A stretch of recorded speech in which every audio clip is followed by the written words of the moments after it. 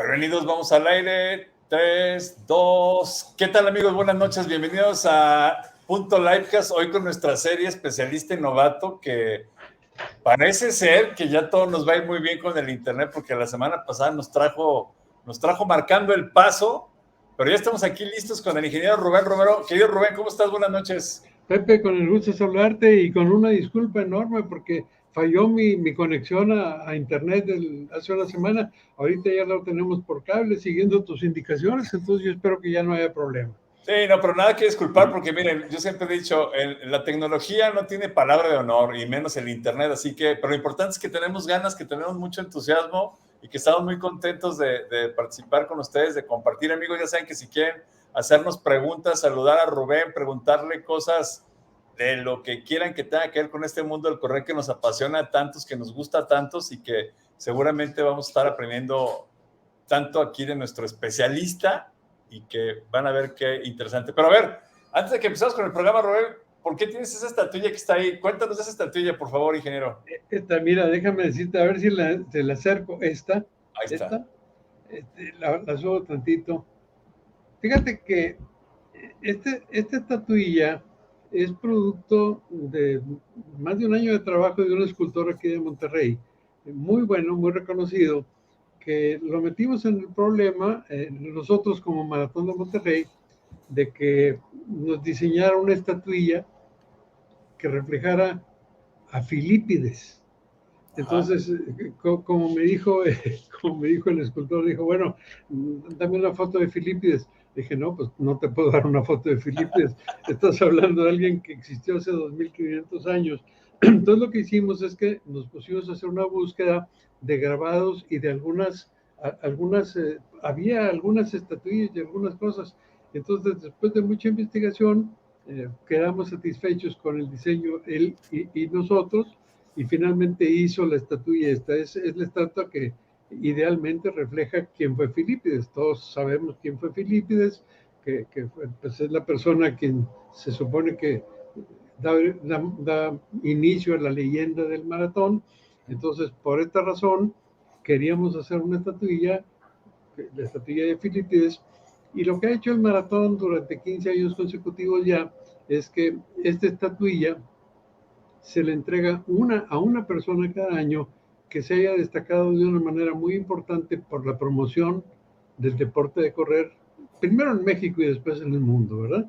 Entonces, tenemos un jurado que evalúa, se proponen candidatos y finalmente se entrega. Ahora, últimamente no se ha entregado porque pues no ha habido presencia física ni nada, pero por darte una idea, esta estatuilla a la primera persona a quien se le entregó, y en esto tuvimos mucho que ver, yo defendí con mucha pasión esa postura, fue el profesor Tadeusz Kemka, en vida, unos años antes de que él falleciera, porque yo creo que el maratonismo mexicano está en deuda con él.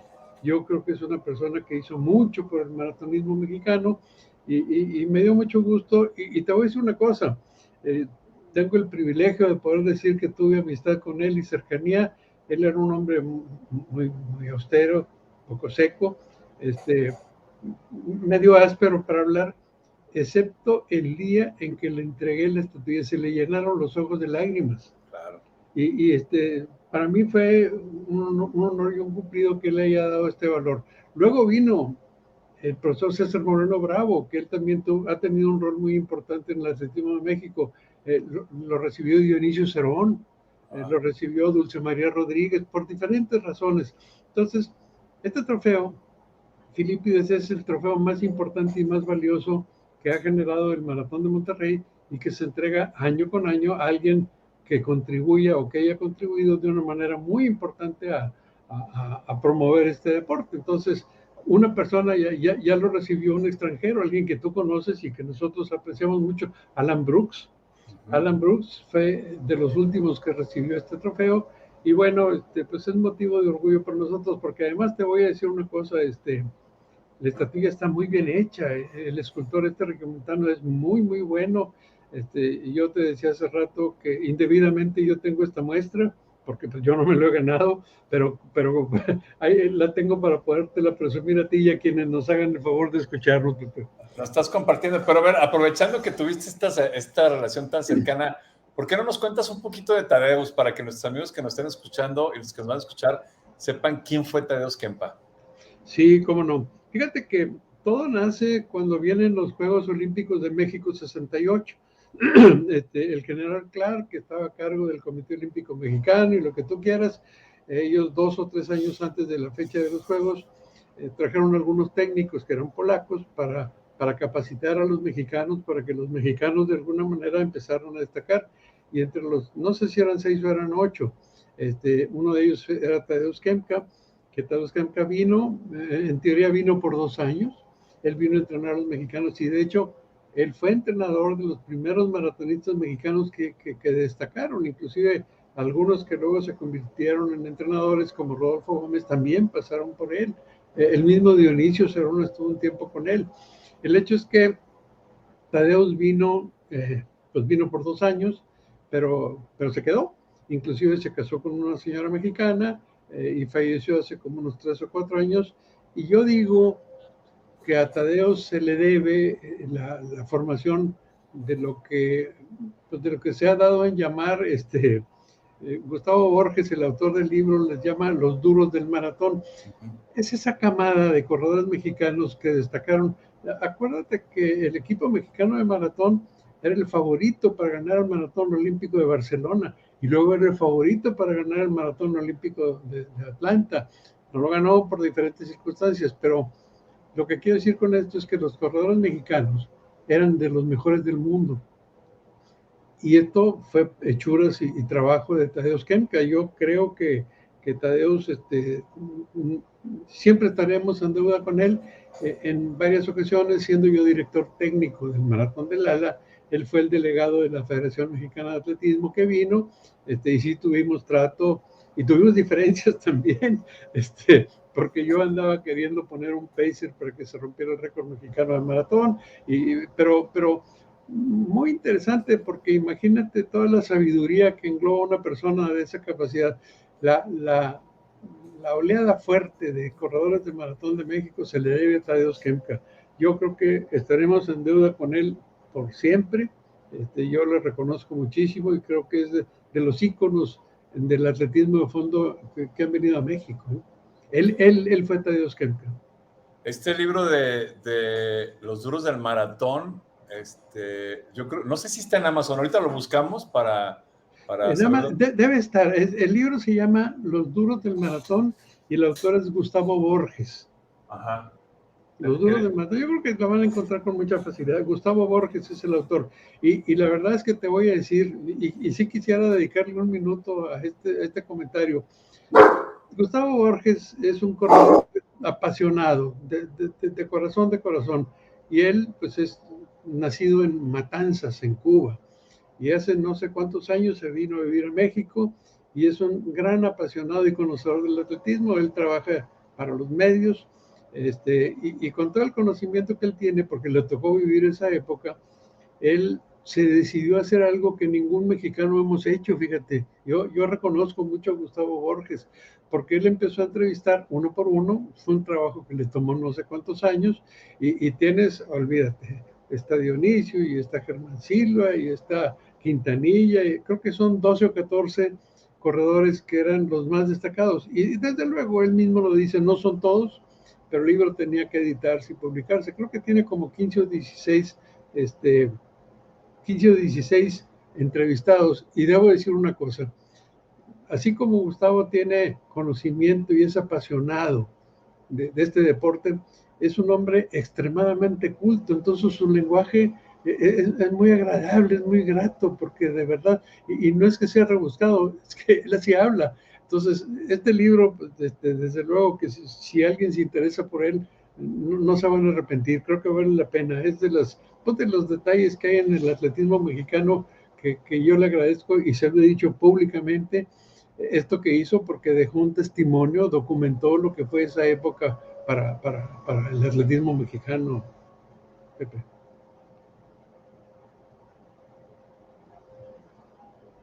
Bueno. No te oigo, Pepe. Ahí está, es que cerré porque había ladrado la Lola. Dice Anita Montiel que no está en Amazon y que no lo ha encontrado, que tiene un rato buscándolo, pero yo lo he visto muchas veces, ahorita no, obviamente, en las expos de los, ¿cómo se llama? De los, gracias. ¿Por qué no hacemos una cosa? ¿Por qué no hacemos una cosa, Anita? Te voy a dar mi correo, mi dirección de correo. Si me escribes, yo te contesto, es azteca-42, Azteca por México, Azteca-42, 42 kilómetros, @hotmail.com. Esa es mi dirección de correo. ¿42 kilómetros? No. Azteca, ajá, bajo, ajá. 42. Ok. Arroba hotmail.com. Ahí está. Yo inmediatamente, yo averiguo, tengo mucha comunicación. Hace tiempo que no lo veo, pero eso es bien fácil, ¿verdad? Sí. Inclusive a ver si lo podemos invitar a que venga al programa, que se conecte con nosotros y ahí platicamos del libro, ¿no? Sería una gran cosa, Pepe, porque te voy a decir, es un hombre con una imaginación efervescente y además conoce lo que no te imaginas y tiene la memoria y tiene las anécdotas. Vale la pena, fíjate, eso es una excelente idea, yo creo que sí. Y fíjate, yo fui al Maratón de México, al último que se corrió, el de la O. Sí. Y estaba por recoger mi paquete y ahí me encontré, a lo mejor te acuerdas de él aquí en Guadalajara, a Jorge Zaratega. Y me dice, Pepe, ven, tengo un regalo para ti, ¿no? Entonces me regala el libro, me dice, pero este no es el regalo, dice, te voy a enseñar algo. Y me llevó con el señor Borges a que me lo firmara, ¿no? Entonces lo tengo firmado por él, así que sería buena idea, ¿no? A ver si nos lo traemos al programa. Sí, y él es corredor de corazón, calificó para Boston, entonces no es un atleta elite, él es periodista, un periodista muy reconocido y muy acreditado. Es un gran privilegio para nosotros que él haya venido a México y que haya escrito ese libro, qué bárbaro, se me hace una gran cosa, ¿eh? Claro, sí, eso, y hay que tenerlo aquí para que nos platique y nos dé toda su semblanza. ¿Cómo vamos con el maratón Power en Monterrey? ¿Cómo va caminando la cosa? Bien, muy bien. Finalmente, pues la semana pasada, como lo habíamos empezado a comentar, la modalidad presencial del maratón se canceló. Sigue la virtual, sigue el maratón virtual. Y déjame explicar muy brevemente, porque esto ha sido tema de controversia. Hay partes donde los maratones se están cancelando, hay partes donde algunos maratones se están siguiendo adelante. Y debo decir una cosa, hay situaciones muy diferentes de un lugar a otro. Hay situaciones, y lo debo decir, como Nuevo León, en donde el semáforo sigue en rojo. La semana pasada el gobernador del estado, en una presentación que hizo, advirtiendo a la comunidad, dijo, estamos en semáforo rojo intenso. Así lo dijo, ¿eh? Entonces, y creo que no exageró. El problema, Pepe, es que los hospitales dedicados a los contagiados de COVID se empiezan a llenar, empezó a escasear el oxígeno, cosas así. Sin embargo, hay otras plazas en México, quiero pensar, por ejemplo, en Aguascalientes, donde no hay esta situación y las autoridades de salud tienen una postura diferente. Aquí en Monterrey, en Nuevo León, en Monterrey, las autoridades de salud están muy estrictas y tienen razón, están defendiendo a la comunidad. Sin embargo, yo sé, por ejemplo, que en León las autoridades de salud son un poquito más flexibles y el maratón de León va para adelante, el maratón de Aguascalientes va para adelante, el maratón de Monterrey no, el maratón de Monterrey se canceló. Son situaciones diferentes de cada plaza, aunque también debo decir que en cuestión de maratones, todos los maratones se comunican entre sí como vasos comunicantes, Pepe. Entonces, yo he platicado con Edilberto, quien tú conoces muy bien, y sí estamos conformes de haber tomado la decisión, porque realmente es una situación complicada, Pepe. No quisiéramos tener nosotros la responsabilidad de que fuera un foco de contagios y que hubiera pues, problemas con la sociedad. Sin embargo, hay situaciones diferentes. Yo estoy leyendo, por ejemplo, el maratón de Chicago y el maratón de Boston van para adelante. Aquí lo que está pasando, y he platicado con ellos, el maratón de Chicago, aparte de todo el protocolo de que te laves las manos y los cubrebocas, aparte de todo, a los corredores, para poder entrar a recoger su número de competencia en la expo, les van a pedir una prueba de vacunación que tenga por lo menos 2 semanas de antigüedad. Entonces, para que haga efecto la vacuna, tienen que pasar 2 semanas. O, no sé si, o además de un resultado negativo de una prueba anti-COVID que tenga 72 horas. Esto es literal. Yo tengo un amigo que va a ir a correr y va a correr con un sobrino suyo y se enteró de esto y me preguntó, oye, ¿cómo está esto? Le dije, mira, yo creo que no van a andar con medias tintas. Van a tener gentes en el acceso a la expo, y si cumples te dejan pasar y si no, no te dejan. Y si no te dejan pasar, no tienes número, no vas a poder correr. Sí, es lo que estaba preguntando Anita y ahí está la respuesta, Anita. Sí, seguramente sí. Y a ver, pero lo que me gusta, porque obviamente yo coincidí contigo la semana pasada y ya que lo habíamos platicado, no tiene nada que ver correr un maratón virtual y menos por días con la experiencia de correr un maratón en una sola tirada como los que ya lo hemos hecho muchas veces, ¿no? Pero lo que tiene positivo es que nos va a permitir abrir a la comunidad la oportunidad de actívense, caminen, troten, corran 6 kilómetros durante 7 días o 3 kilómetros durante 7 días en la modalidad de 21K. Y entonces lo que yo veo positivo es ayudar a que la gente se active físicamente y que eso detone en algún futuro decir, pues me voy a preparar para correr un medio o para correr un maratón ya como se debe de ser, como debe de ser, cuando se pueda, ¿no? Y que sea seguro, ¿no? Mira, Pepe, yo creo que el hecho de que, vaya, yo sé, por ejemplo, que si alguien quisiera organizar un maratón en Monterrey, simplemente no podría. Y no podría porque la autoridad de salud no se lo va a permitir. Olvídate de cualquier otro tipo de autoridad. Si salud no lo autoriza, tránsito, en fin, nadie. Entonces, al no haber un maratón presencial de Monterrey y al haber la opción esta de un maratón virtual, le estás dando un motivo a la comunidad corredora para que se entrene. De otra manera, platicando con Karina Salazar, una nutrióloga amiga nuestra que es parte del comité organizador, ella me decía que en los primeros 3 meses de la pandemia, ella percibió que entre la gente de la comunidad hubo un incremento de peso de 3 o 4 kilos, porque la gente dejó de hacer ejercicio. Entonces, yo lo que siento es que una buena parte de la comunidad ha dejado de hacer ejercicio. También hay una parte que ha empezado, también.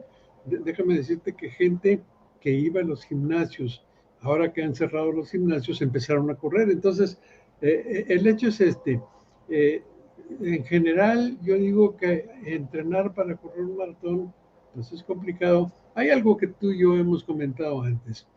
Si tú haces sesiones muy largas de entrenamiento, que son las que se tienen que hacer de 30 kilómetros o 32, provocas una baja de defensas en tu organismo. Entonces, como que sería muy arriesgado durante las semanas previas al maratón y durante el mismo maratón, si lo corres de una sola vez, sería muy arriesgado exponerte a una baja de defensas y a un contagio. Imagínate qué ironía que por correr un maratón a los siguientes 2 o 3 días te contagias porque andas bajo de defensa. Y eso sucede.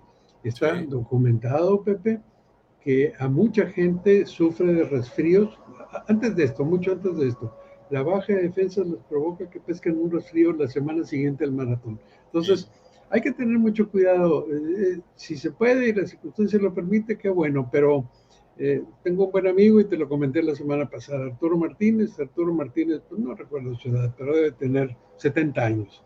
Y me lo encontré después del maratón virtual del año pasado, donde lo que hicimos es decir, bueno, te permitimos correr el maratón, si tú quieres en una sola sesión, esa es tu decisión, pero te damos hasta 7 días para que lo hagas. La diferencia está que en tu certificado vamos a indicar en cuánto tiempo lo hiciste, porque eso es un mérito también. Entonces, me dijo Arturo, fíjate, yo ya había tomado la decisión de que ya no iba a correr largas distancias, estaba haciendo trotecitos de media hora, 1 hora. Dijo, pero a la hora que surgió esto, me enganché y lo corrí. Entonces, ¿qué es lo que pasa? Yo sé, nunca será igual correr un maratón en la algarabía y en la salida y la noche anterior que no pudiste dormir, todo esto. Nunca será lo mismo correr un maratón presencial que uno virtual, pero la verdad, al menos en Nuevo León, es que la posibilidad de un maratón presencial está descartada por unos meses. Entonces, si no hay otra alternativa Realmente, y luego lo que pasó, que a partir del año pasado, en vista de lo que estaba ocurriendo en Monterrey y en muchas partes del mundo, donde el primer frente, el sector médico, estaba enfrentando la pandemia y había habido decesos de médicos, lo que hicimos es que la medalla de finalistas se la dedicamos a los doctores, al sector salud. Pusimos la imagen de Hipócrates, que es el padre de la medicina moderna. Entonces, se generaron una serie de temas alrededor del maratón que permitieron que la gente interactuara mucho entre sí. Entonces, no es lo mismo. Nunca será lo mismo correr un maratón de una sola vez, pero lo que salió a favor de toda esta iniciativa fueron las redes sociales, porque la gente se empezó a comunicar. Luego hicimos otra cosa que te platicaba la semana pasada. Promovimos un concurso a los corredores que se inscribieran en el maratón y que fueran siguiendo nuestro programa de entrenamiento, recibían una aplicación de manera que cada semana reportaban los kilómetros que estaban corriendo. Entonces, cada corredor reportaba su kilometraje, los de un mismo club se sumaban y entonces cada semana íbamos comparando el kilometraje global de cada club contra los demás. Y el reto era ver cuál de los clubes o cuáles de los clubes le daban primero la vuelta a la Tierra por el Ecuador, 40,000 kilómetros. Entonces, al final, esto se puso muy bien. Creo que hubo 5 clubes que lo lograron. Algo que me gustó mucho a mí, Pepe, fue que algunos clubes crecieron mucho en membresía. Entre ellos hicieron labor para decir, súmense, vénganse, inscríbanse, y al final de cuentas hizo un reconocimiento. Claro, son reconocimientos que eso es todo lo que se hace. Pero fíjate lo que son las cosas. El club ganador, el que más kilómetros corrió, fue un club de Chiapas. Y mira que tenemos clubes muy importantes en Monterrey, en México, y en Torreón, y en Guadalajara. Fue de Chiapas, fíjate nomás. Entonces, ¿qué fue lo que pasó? Se creó mucha comunidad, Pepe. Eso fue lo que hicimos. Claro. Le dimos a la gente una excusa, por decirlo así, para seguir entrenando. Y entrenando, como tú bien dices, 6 kilómetros cada día, en fin, mantenerse dentro del rango de la buena salud y de las altas defensas y todo. Tuvimos 6,000 corredores inscritos, Pepe, que es una cosa que yo en mis fantasías más lejanas no me imaginé. 6,005 hubo.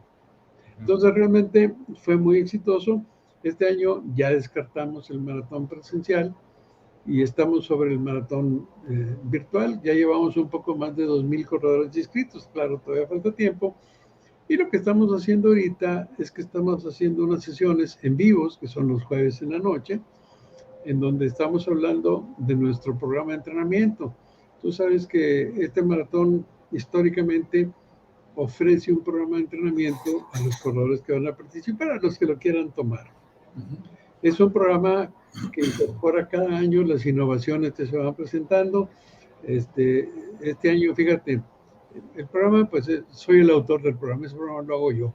Yo lo empecé a publicar, este programa de entrenamiento, en 1985 en el periódico El Norte, aquí de Monterrey. Cada año se ha publicado, ya no se publica en el periódico, pero lo que sí hacemos es que cada año incorporamos las innovaciones técnicas que van surgiendo.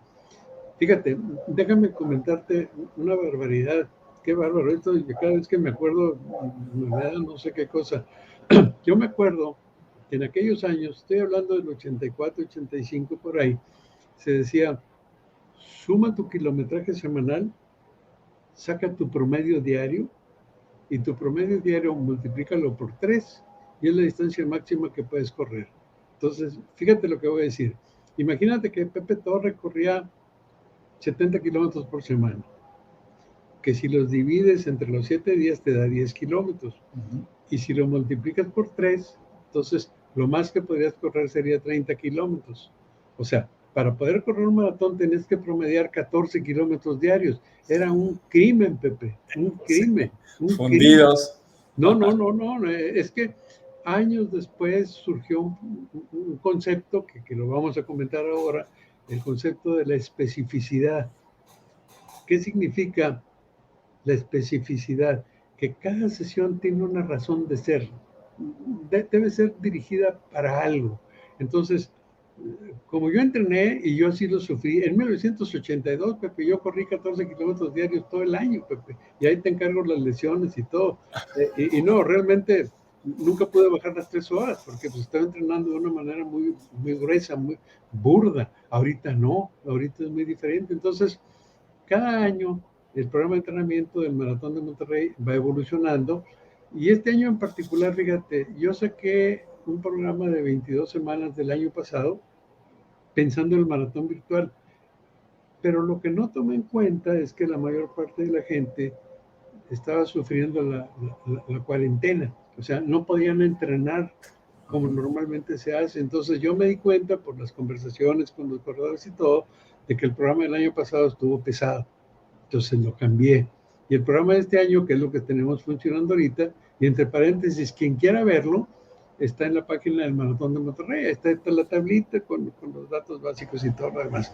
Es un programa mucho más amable, mucho menos exigente, porque no se trata de ninguna manera de tratar de calificar para el Maratón de Boston. Ese no es el objetivo ahorita. Además, no valdría. Un maratón virtual no vale para calificar para Boston. Entonces, yo ofrezco con mucho interés que quienes quieran ver este programa, ahí está. Es la página del maratonmonterrey.mx. Ahí está el programa. Está muy simplificado, ya lo iremos ampliando. Realmente sí vale la pena entender que es un programa muy amable.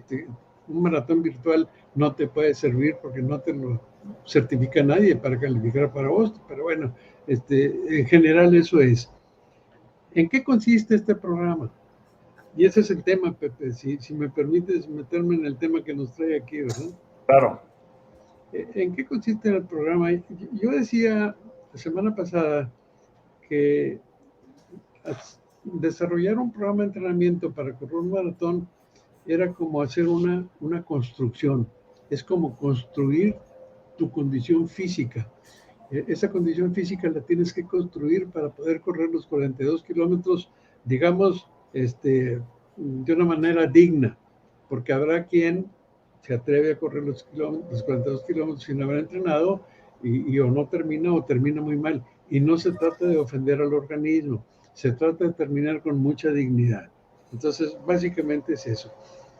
¿En qué consiste esa construcción? ¿Cómo se construye la condición física para correr un maratón? Bueno, yo te decía la semana pasada que yo lo veo un poquito como la construcción de una casa o de un edificio.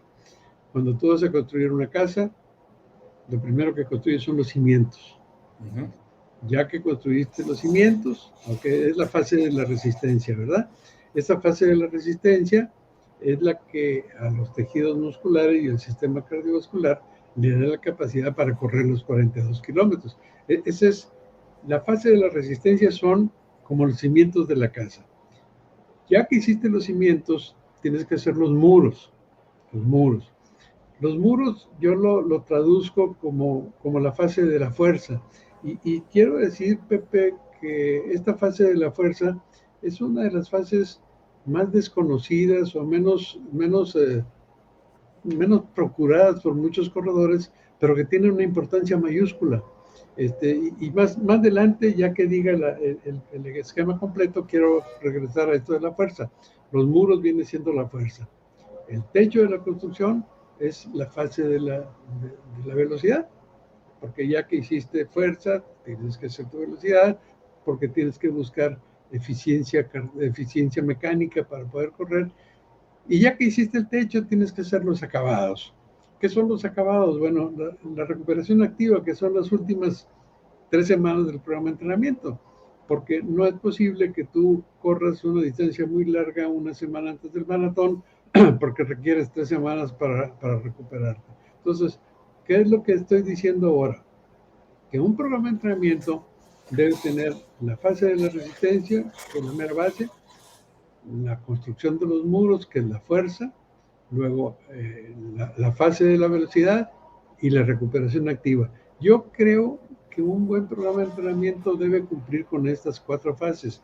Normalmente, Pepe, un programa de entrenamiento para una persona que tenga una cierta capacidad, por ejemplo, alguien que ya pueda correr 12 o 15 kilómetros sin que le represente un esfuerzo extraordinario, es alguien que en 20 semanas puede hacer un buen programa de entrenamiento, puede desarrollar esto sin calificar para Boston, sin nada, pero llegando a la meta con mucha dignidad. Quiero recordarlo, la resistencia, después de la resistencia viene la fuerza, luego la velocidad y luego la recuperación activa. ¿Qué significa eso de la resistencia? La resistencia, bueno, la resistencia desarrolla ciertos sistemas energéticos en el organismo que son clave para poder correr, son fundamentales. Al mejorar, al hacer el entrenamiento de resistencia, se mejora el sistema cardiovascular necesariamente, y ahorita lo puedo explicar. Se desarrolla el sistema de generación de energía y se desarrolla el tono muscular. Son las tres valencias principales que se desarrollan al procurar la resistencia. ¿Cuáles son las sesiones de resistencia? Esto para irlo aterrizando. Las sesiones de resistencia son las que se corren muy probablemente los fines de semana a un paso muy tranquilo, al paso aeróbico, así le decimos. Es el paso que te permite charlar mientras corres. Hay este concepto del ritmo cardíaco máximo. Me voy a meter en una estadística muy gruesa, muy sencilla, pero bueno, ya más adelante volveremos a hablar de esto. Se supone que el ritmo cardíaco máximo de una persona es, esto es medio aritmético, la cifra 220 menos la edad, eso te da el ritmo cardíaco máximo en teoría. Esto no es cierto. Puede ser un poco más, puede ser un poco menos, pero por ahí anda más o menos. Entonces vamos a decir, mi amigo Pepe Torre tiene 40 años. 220 menos 40 me da 180. Quiere decir que el ritmo cardíaco máximo de Pepe Torre son 180 latidos por minuto. Como que es el máximo número de latidos que puede llegar a dar tu corazón por cada minuto. Esa es la referencia. ¿Cómo se corre una sesión larga de resistencia? Se corre al 70% de ese máximo, al 70% de 180, está como 110 o 115 latidos por minuto. Se tiene que correr ese paso. Y debo decir una cosa, correr ese paso, alguien puede decir, oye, pues no estoy haciendo esfuerzo, no estoy haciendo nada, pero la verdad de las cosas es que se está haciendo mucho. Correr la fase de la resistencia, esta fase, más rápido que ese esfuerzo es cometer un error. Porque lo que va a pasar es que si corres más rápido que lo que se está indicando, te vas a fatigar más pronto y no vas a poder estar corriendo todo el tiempo que tendrías que haber corrido. ¿Por qué es importante? ¿Por qué es importante cumplir con estos tiempos? Porque durante este proceso, mientras que estás corriendo, hay un proceso en particular que se llama el de vascularización o revascularización. Tus tejidos de vasos capilares, como estás exigiendo tiempo y tiempo y tiempo, los tejidos musculares se van desarrollando. Una persona que ya está lista para correr un maratón, es probable que tenga un entramado, o sea, una longitud de vasos capilares del doble o el triple de que si no hubiera entrenado. Y esto es una cuestión muy importante, pero es muy importante porque de esto depende que no se te acumule el ácido láctico y todo lo demás. Pero te voy a platicar una historia que es verídica. Tengo un compadre, que es un compadre al que nunca le pude ganar. Siempre me ganó en el maratón.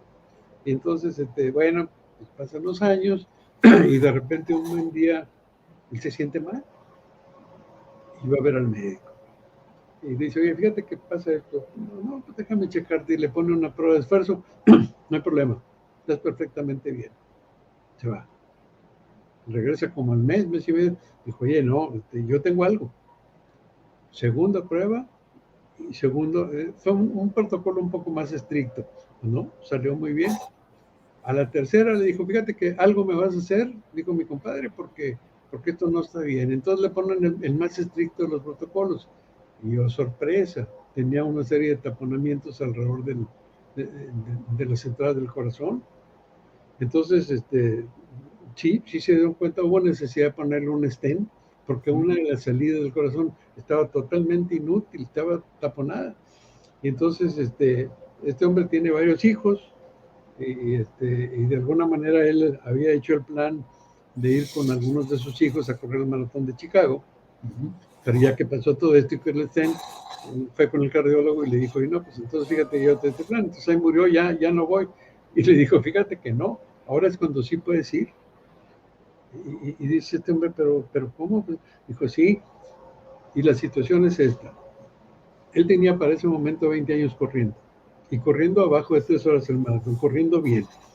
Entonces, lo que le dijo el doctor fue esto: durante tantos años corriendo, tu proceso de revascularización se extendió en un entramado tan importante que fue lo que impidió que te diera un infarto y te murieras. Entre paréntesis, su padre había muerto de un infarto, él tenía congénitamente, ya tenía una herencia que iba para allá. Claro. Y si no tuvo el infarto, fue por todos los kilómetros que corrió. Y estoy robusteciendo lo que acabo de decir.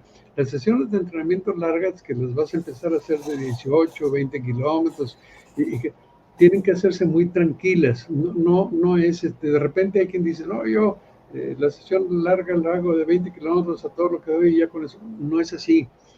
Porque este proceso de revascularización no depende del esfuerzo que hagan ni que te sofoques.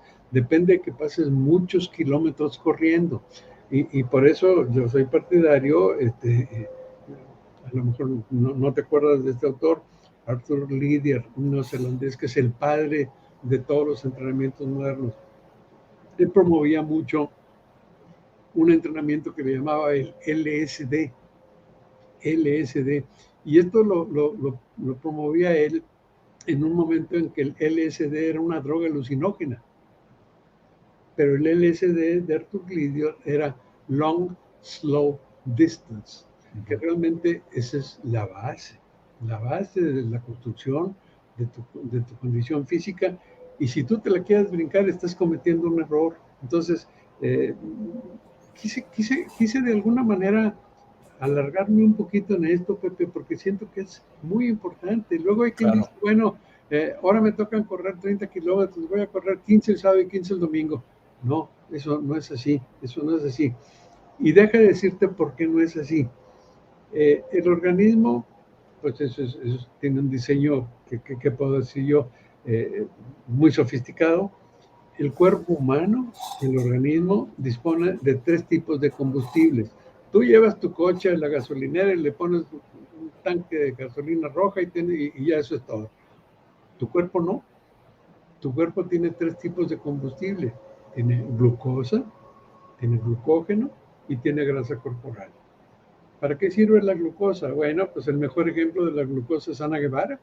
La glucosa te sirve para correr explosivamente rápido 400 metros. Para eso sirve la glucosa. El siguiente combustible se llama glucógeno. Glucógeno no es de tan alto octanaje como la glucosa, pero es muy buena calidad. Y el organismo de un ser humano almacena más o menos suficiente glucógeno para trotar, sin exagerar, unos 28, quizá 30 kilómetros. Y luego sigue la grasa corporal, y con la grasa corporal puedes correr cientos de kilómetros si es que el resto de tu sistema te lo permite. Entonces, ¿a dónde quiero llegar con esto? Lo que tienes que hacer en este proceso constructivo es ir desarrollando tu resistencia y poco a poco ir aumentando tu sesión larga, 14, 16, 20, hasta llegar a los 28 kilómetros. Lo que va a pasar al llegar a los 28 kilómetros en una sesión es que vas a agotar las reservas de glucógeno que tiene tu organismo. Y de ahí para adelante, lo que vas a hacer es que vas a someter a tu organismo a una situación que nunca había conocido, porque si nunca habías corrido más de 28 kilómetros, tu metabolismo nunca se había enfrentado a la necesidad de tener que trabajar con ese combustible de más baja calidad. Vaya, no quiero decir que sea como chapopote, pero es diésel. Bueno, digamos que si el octanaje del glucógeno es 1, el octanaje de la grasa corporal es mucho más pobre. Entonces, se trata de un combustible mucho más pobre, que si tu metabolismo nunca se ha enfrentado con eso, y por ejemplo, si tú dijeras, en entrenamiento nunca voy a correr más de 28 kilómetros la sesión larga. Y ese experimento lo dejo para el día del maratón. Te vas a correr un riesgo enorme de que no funcione. Y hay una alta probabilidad de que así sea. Curioso, yo te voy a decir, algunos atletas que conocemos tienen un metabolismo altamente eficaz para trabajar con grasa corporal. Y el mejor ejemplo es Dionisio Cerrón. Dionisio Cerrón quizá no tuvo los tiempos tan rápidos en 10 kilómetros como Arturo Barrios, pero Dionisio Cerrón en la larga distancia, en la segunda mitad del maratón, no había quien le ganar, porque su metabolismo de grasas era mucho más eficaz, mucho más eficiente. Germán Silva, pues parecido y todo lo demás. Entonces, fíjate cómo hay algunos corredores mexicanos, Armando Quintanilla, Arturo Barrios, que son muy buenos corriendo dentro del rango del glucógeno, 10,000 metros o medio maratón, excelentes.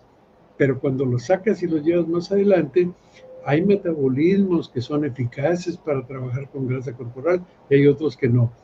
Encima de eso, si yo no le doy la oportunidad a mi organismo de que se enfrente a ese cambio y me espero al día del maratón, para que el maratón, mi organismo experimente con eso, pues a lo mejor me estoy comprando un riesgo enorme. Fíjate, hablamos mucho de la pared, esa sensación de que cuando llegas a los 30 kilómetros sientes que te topas con una pared y que no puedes seguir corriendo.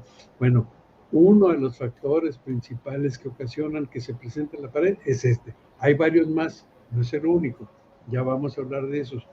Pero lo que estoy queriendo hacer con esto, Pepe, es enfatizar la importancia que tiene este desarrollo de la resistencia. Estamos en los cimientos, Pepe. Entonces, ¿cómo debiera ser esta fase de la resistencia?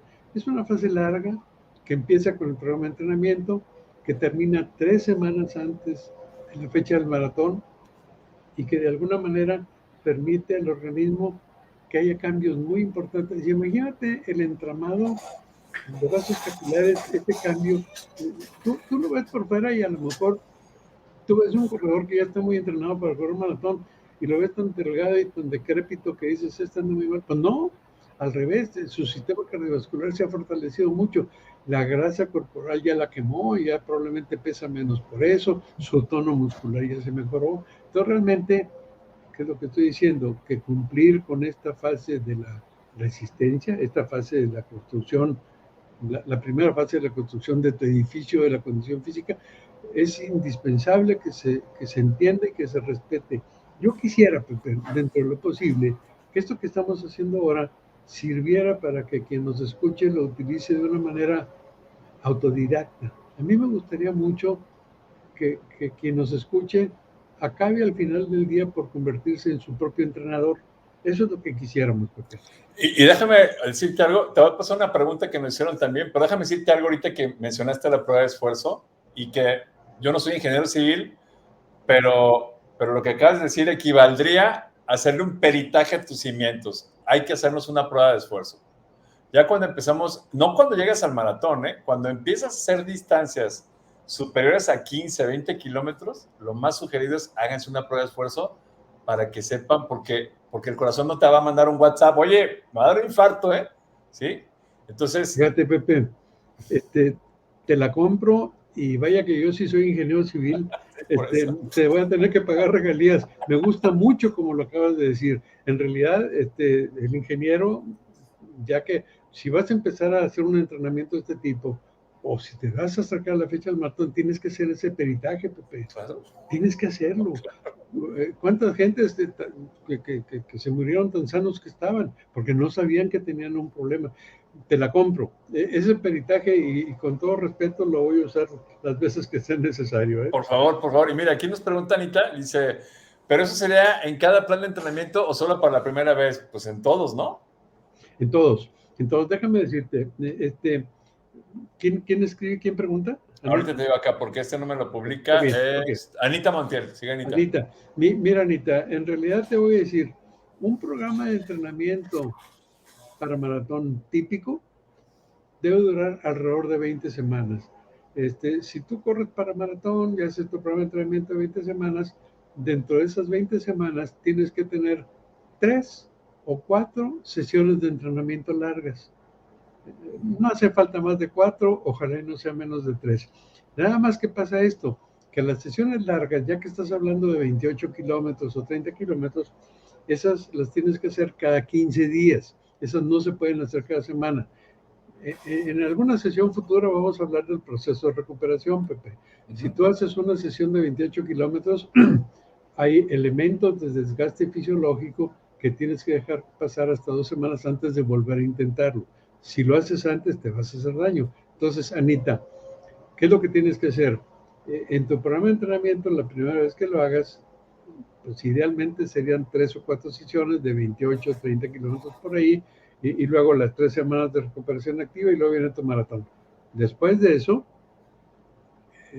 tienes que dejar pasar un tiempo importante porque no puedes, yo no recomiendo andar corriendo un maratón fuerte cada mes o cada 2 meses. Entonces, lo ideal sería es que a los 6 meses o al año, cuando regreses, hagas tu programa de entrenamiento, probablemente con algunos objetivos más ambiciosos. Lo que yo sí te sugeriría, que esas sesiones largas de 3 o de 4 veces durante el programa, que sí las mantengas, que sí las repitas. No nos va a alcanzar el tiempo ahora, pero los invito para el próximo miércoles para hablar de la fase de la fuerza, porque quiero abundar en esto, porque claro, sí claro. se me hace, y si hay preguntas con más ganas. Entonces, Anita, sí, lo ideal sería que esas sesiones largas sí se repitan como cada programa de entrenamiento. Hay algo que quiero decir, y por eso me quiero tomar este tiempo, Pepe, que se me hace muy importante. Las sesiones de entrenamiento largas se tienen que correr a un paso aeróbico, a un paso que puedas platicar. Un amigo aquí decía que él hacía sus sesiones largas a paso de paletero, lo decía cómicamente, pero vaya, porque era chachalaqueando todo el tiempo. Déjame decirte, realmente hay un técnico que surgió hace ya como 20 años, Jeff Galloway, que él se puso a analizar todo esto muy bien y llegó a la conclusión de que las sesiones de entrenamiento largas no solo no deberían ser sesiones corridas con mucha intensidad. Él copió la idea de un matemático de Massachusetts que se llamó Tom Osler, no sé si ya murió, era un hombre, un ultramaratonista, un hombre muy brillante, profesor de matemáticas en MIT o algo así. Entonces, este Tom Osler, sus distancias favoritas eran entre 100 y 200 kilómetros. Entonces, él llegó a una conclusión. Dijo, si yo corro, por ejemplo, 20 minutos corridos y luego camino 5 minutos y hago ese patrón desde el principio hasta el fin, yo me doy cuenta, eso dijo Tom Osler, que si yo puedo correr una cierta distancia de una sola vez, corriendo de esta manera la puedo duplicar. O sea, él decía, si yo puedo correr 30 kilómetros de una manera continua, usando un proceso como este, puedo correr 60 kilómetros. Y tiene razón. ¿Por qué tiene razón? Porque cuando tú empiezas a trotar, lo que pasa es que empiezan a ocurrir procesos en tu organismo. Empiezas a agotar tus reservas de glucógeno, empiezas a elevar tu temperatura corporal, empiezas a acumular ácido láctico, y realmente estos son los factores de la fatiga que se te empiezan a acumular. Si al correr, por decir 14, 15 minutos, dejas de trotar y empiezas a hacer caminata como el matemático, aunque fablece y todo lo demás, lo que haces es que cortas ese proceso de acumulación, lo cortas.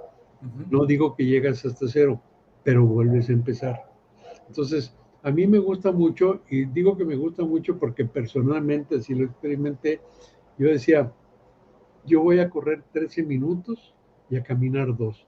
Me encontré con que lo mínimo que debía caminar eran 2 minutos para que se corte el efecto de acumulación. ¿Por qué me gustó 13 más 2, que suma 15? Porque después de 1 hora y media, 2 horas de estar corriendo, ya la cabeza ya no me daba. Y es mucho más fácil cada 15 minutos saber que tienes que hacer tu cambio. ¿Qué es lo que estoy diciendo con esto? Que si tú haces tus sesiones largas con intervalos caminados, yo lo sea 13-2, puedes hacerlo 12, lo que tú quieras, siempre y cuando sea desde el principio. ¿Qué es lo que va a pasar?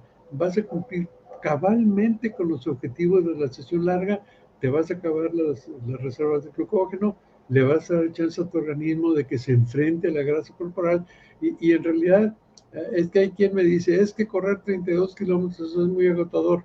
Pues depende cómo los corras. Claro. Porque si los corres muy rápido, sí te va muy mal. Pero yo te aseguro que si lo haces de esta manera, para nada. Sí, Pepe. A ver, déjame hacer un hincapié aquí, porque esta misma pregunta te la hice en una conferencia que nos compartiste en Monterrey previo al maratón. ¿Por qué tiene que ser desde el principio? Porque ahorita lo volviste a decir. Este método, pero tiene que ser desde el principio. ¿Por qué? Porque si tú empiezas a hacer este procedimiento, una vez que te empiezas a sentir cansado, lo acumulado no lo vas a desacumular. Okay. Ya no se desacumula, ya estás muy cerca del colapso. Mira, déjame hacer una digresión. Y bueno, me tomo esta licencia porque soy ingeniero civil. Las varillas para reforzar el concreto son varillas que tienen una cierta resistencia. Cuando les hacen las pruebas de laboratorio, las empiezan a estirar, les empiezan a aplicar carga para estirar. Y en la medida que les van aplicando carga, se van estirando. Pero no pasa una cosa curiosa. Al llegar a un cierto punto, se chorrea la varilla. Se chorrea. Eso es lo que llaman el límite de fluencia. Bueno, yo lo comparo con un corredor. Tú empiezas a correr y empiezas a acumular fatiga por el ácido láctico, por la temperatura corporal, por el glucógeno. Tú lo empiezas a acumular. Es bien curioso y bien traicionero, porque llega a un cierto lugar, se chorrea la fatiga y ahí es donde, entonces, ¿por qué es importante hacer esto desde el principio? Porque lo que vas a hacer es que el momento de la afluencia del acero lo vas a mandar. Lo ideal sería que la afluencia esa te deje llegar a la meta del maratón, para que ya no sufras. Pero si te equivocas, si corres más rápido, en fin, entonces realmente estás perjudicando el proceso y sobre todo donde no hay razón para precipitarse es en el entrenamiento, Pepe. En el entrenamiento estás construyendo, Pepe. Se trata de una construcción, en realidad, de que este sistema de resistencia lo tienes que desarrollar y hay maneras equivocadas de hacerlo. Y si tú corres muy rápido, no vas a poder, no le vas a dar tiempo a que todo este entramado cardiovascular suceda. Más adelante vamos a poder hablar de la mitocondria. Los powerhouses. Sí. No quisiera yo meter demasiados conceptos ahorita.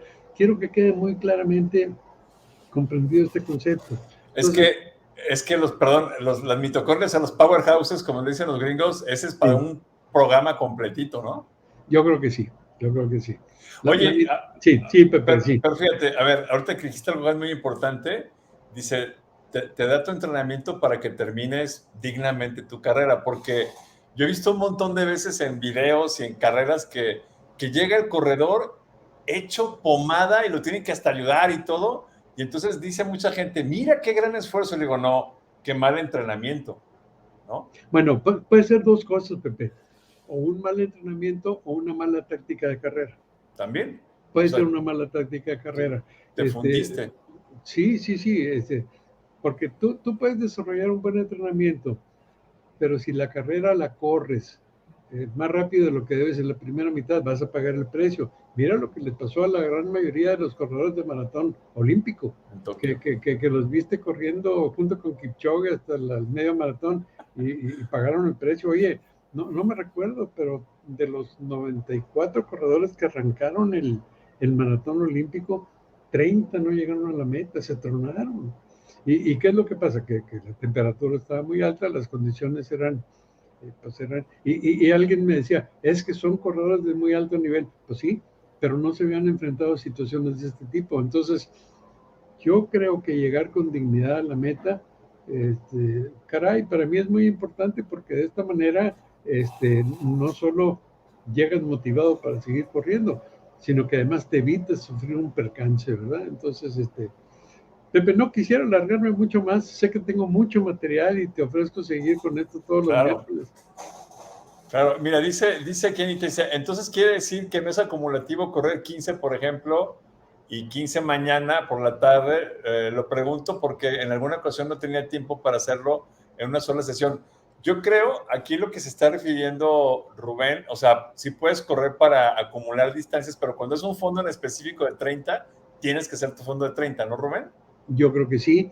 Y te voy a decir por qué. Si para hacer los 30 kilómetros corres 15 hoy, 15 mañana, lo que va a pasar es que, por ejemplo, lo que te llegaste a deshidratar, pues te vas a rehidratar. El ácido láctico que se te acumuló se va a eliminar. El glucógeno lo vas a recuperar. Entonces, no cuenta igual. Entonces, tú tienes que, por ejemplo, toma el glucógeno. Si tú corres 15 kilómetros, te acabaste una cierta parte de la reserva y lo interrumpes y pues ni modo que te vayas sin cenar o sin comer. Entonces, realmente, ¿qué es lo que pasa? Que es un volver a empezar al día siguiente. Yo lo que trato de hacer es que llegues a tu kilómetro 28 en las mejores condiciones posibles de hidratación y todo lo demás, para que te enfrentes 2 o 3 o 4 kilómetros a que tu organismo tenga que trabajar con grasa corporal, porque si interrumpes y al día siguiente no le vas a dar esa oportunidad al organismo, Pepe.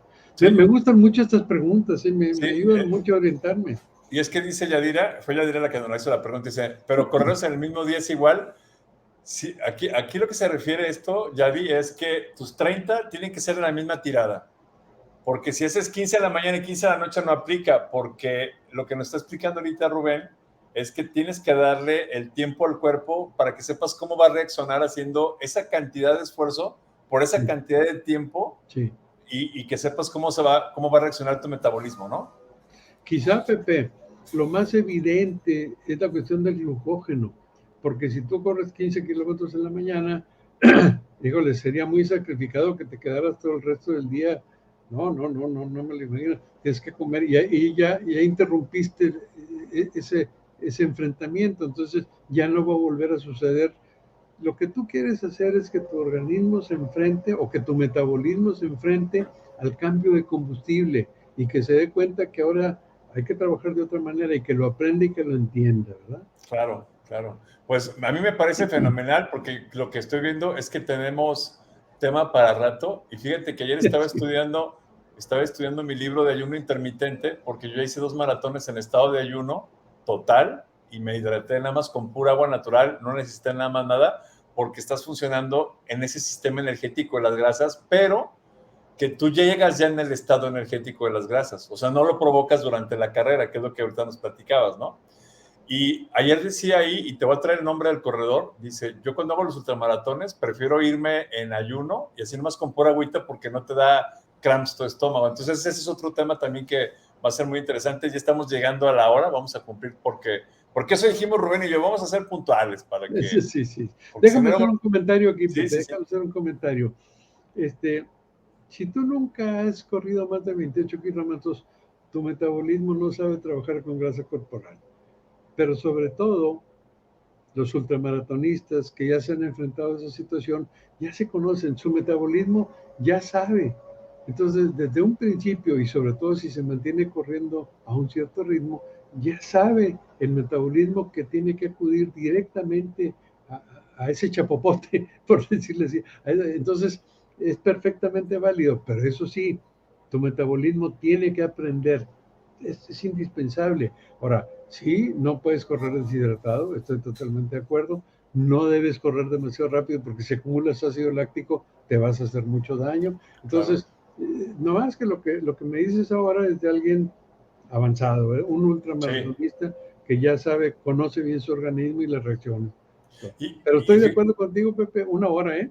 Sí, y fíjate, esto ya con esto podemos cerrar, fíjense.